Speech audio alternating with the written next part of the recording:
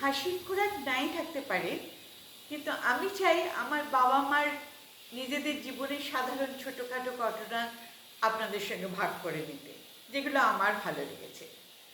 আমি যেই সময়টার কথা বলছি, আমার মা তখন আকাশবাণীর নিয়মিত বেতার শিল্পী এবং সর্বহালা বলে একটা সিনেমাতে গানও গেয়েছেন।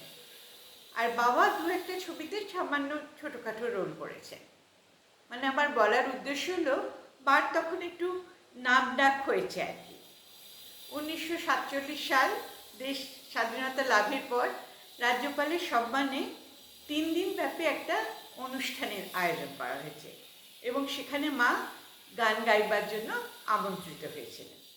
মা তো খুব পুলকিত, কিন্তু মা একা যাতায়াত করতে খুব একটা স্বাচ্ছন্দ্য বোধ করতেন না।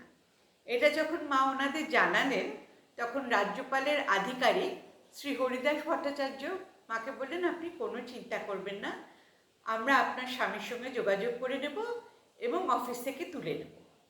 সেই মতোই হলো।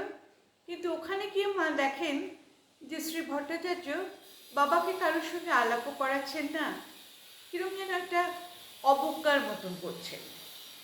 মার তো খুব অস্বস্তি হতে আরম্ভ করে। আর আমার মা খুব শান্তশিষ্ট মহিলা ছিলেন, বিশেষ কথা বলতে পারতেন না।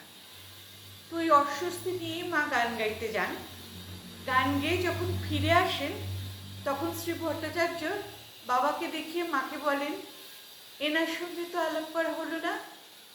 বাবার চটপট উত্তর, আজ্ঞে উনি আমারে রাখেন, মানে আপনি গো বিখ্যাত সঙ্গীত শিল্পী শ্রী নীলিমা বন্দ্যোপাধ্যায়, আমি হইলাম গিয়া অধম স্বামী। শুনে তো আশেপাশের লোকেরা হো হো করে হেসে উঠল।